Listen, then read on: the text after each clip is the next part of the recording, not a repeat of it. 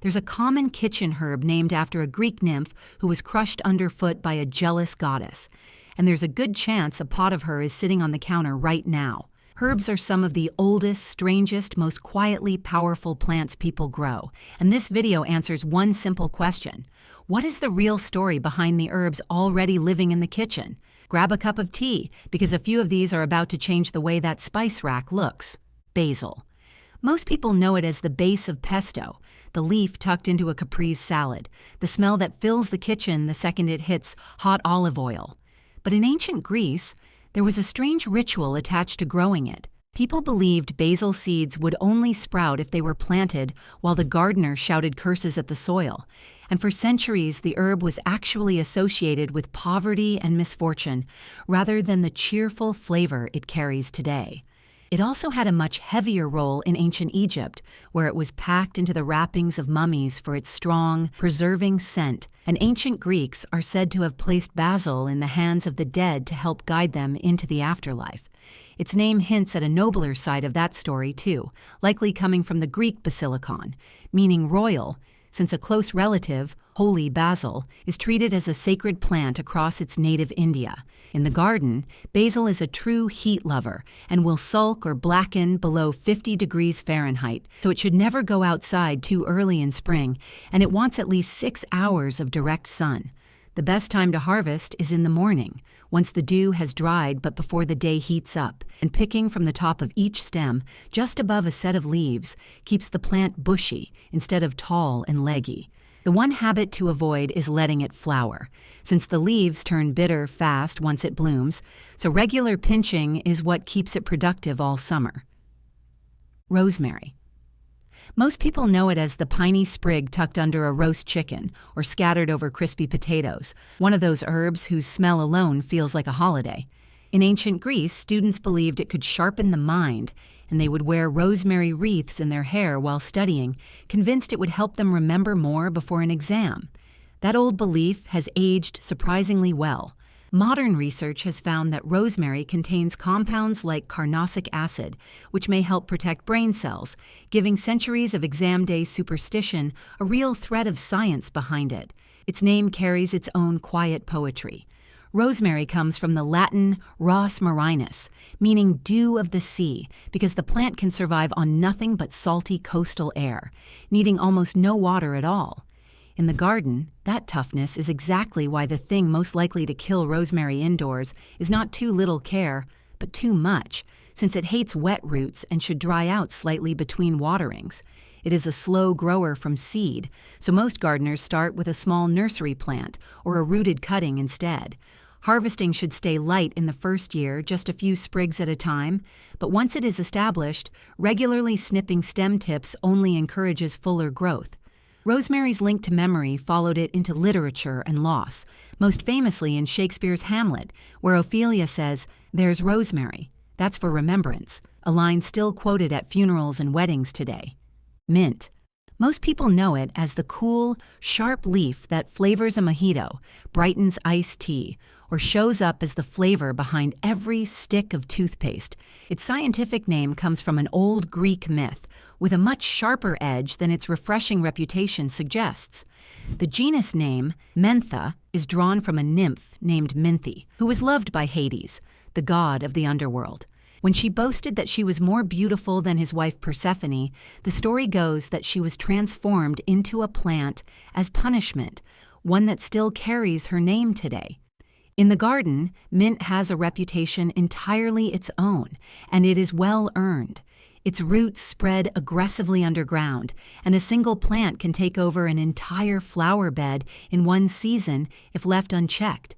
So it should always be grown in its own container, even one sunk directly into the ground. Harvest is refreshingly forgiving. Cutting stems back hard, right down to a healthy pair of leaves, encourages thicker regrowth rather than weaker growth, and picking leaves before the plant flowers keeps the flavor at its sharpest. That same aggressive nature makes mint wonderfully easy indoors too, tolerating lower light and inconsistent care far better than most herbs, which makes it one of the best starting points for anyone new to growing herbs at home. A single small pot from the grocery store is often all a household ever needs, a nymph-turned houseplant that never really stops giving. Sage. Most people know it as the earthy herb tucked into Thanksgiving stuffing or fried in brown butter until crisp and nutty. For most of history, though, sage was trusted far more as medicine than as a seasoning, so much so that an old Latin proverb once asked, "Why should a man die while sage grows in his garden?"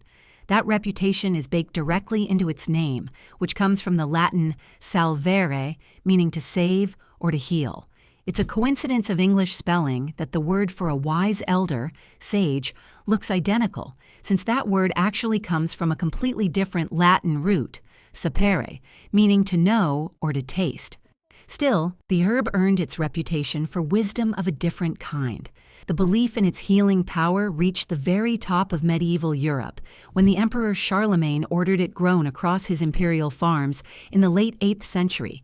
In the garden, sage actually prefers a bit of neglect. It is a Mediterranean plant at heart, and rich soil or frequent watering tends to cause root rot and weaker flavor, so full sun and dry, poor soil are exactly what it wants. Leaves can be picked anytime once the plant is established, though it is worth taking only a light harvest in that first year so the roots have time to settle in. Sage is also one of the easiest herbs to preserve, since its leaves dry beautifully when hung in small bundles, holding their flavor for months through winter. A small gray-green leaf still living up to its old reputation as a healer. Thyme. Most people know it as the tiny woody sprig thrown into soups, roasts, and stews, and pulled back out before serving. In ancient Greece, soldiers bathed in thyme, scented water before heading into battle, believing it gave them courage, and that tradition carried into the Middle Ages, when knights carried sprigs of thyme with them for the very same reason. It turns out that reputation was not pure superstition. Thyme contains a compound called thymol, a genuinely powerful natural antiseptic, and it is still the active ingredient in Listerine mouthwash today. Its name most likely traces back to the Greek thyein, meaning to burn as an offering, a nod to its use as incense in ancient temples, though some scholars also connect it to thymos, meaning spirit or courage, which fits its old battlefield reputation either way. Ancient Egyptians valued that same antimicrobial scent even earlier, using thyme and embalming to help preserve the dead, and centuries later, during the Black Death in the 1340s, people across Europe carried bundles of it, hoping it might offer protection from the plague. In the garden, thyme is one of the kindest herbs for a beginner, thriving in dry soil and full sun and tolerating a few forgotten days without complaint, which makes it an ideal low-water herb for a sunny windowsill. The best time to harvest is just before the plant flowers in early summer, when the leaves hold the most of that valuable oil, and because thyme dries so easily, a summer's harvest can be bundled and stored for cooking well into winter. Oregano. Most people know it as the herb sprinkled over pizza, the earthy backbone of a good marinara sauce. Greek legend credits the goddess Aphrodite with creating the herb herself, growing it on Mount Olympus as a living symbol of joy, and Greek newlyweds once wore wreaths of it at their weddings as a blessing for a happy marriage, a custom still echoed in parts of Greece today. In an odd twist, the same plant was also grown on graves in ancient Greece, where its blooming was believed to mean the person buried there had found happiness in the next life. Its name reflects that joyful symbolism directly, coming from the Greek oros, meaning mountain, and ganos, meaning joy. So oregano literally means joy of the mountain. In the garden, it behaves exactly like a plant born on a dry, sunny mountainside, wanting poor, well-drained soil and plenty of direct sun, since heavy watering or rich fertilizer actually dilutes the oils that give it flavor. Unlike many herbs, oregano's flavor does not fade much when dried, and some gardeners find the dried leaves even stronger than fresh ones, which is why the best harvest window is right before the plant flowers when those oils peak. Cutting whole stems and hanging them upside down in a dry spot is an easy way to stock a pantry for the whole year. Cilantro. Most people know it as the bright, citrusy leaf scattered over tacos, salsa, and curries, a staple in kitchens all over the world. But cilantro sits at the center of one of the strangest divides at the dinner table. And it turns out that divide is mostly written into biology. Somewhere between 4 and 14 out of every 100 people experience cilantro as tasting distinctly like soap rather than fresh and citrusy. And the difference traces back to a small cluster of smell receptor genes that make certain people extra sensitive to specific compounds in the leaves. It is not pickiness, and it is not a matter of taste alone. It is simply how some people's noses are built. There is a little hope for anyone on the soapy side of that divide, since repeated exposure, especially to leaves that are finely chopped rather than left whole, has actually helped some people's brains stop registering that soapy signal at all. In the garden, cilantro has one clear quirk to plan around. It is a cool weather herb that bolts, meaning it flowers and turns bitter very quickly once summer heat arrives, so it grows best in early spring or fall or in a partly shaded spot during warmer months. The best approach is to harvest the outer leaves regularly while the plant is still young, and to sow a fresh batch of seeds every few weeks since any one planting only gives a short window before it bolts.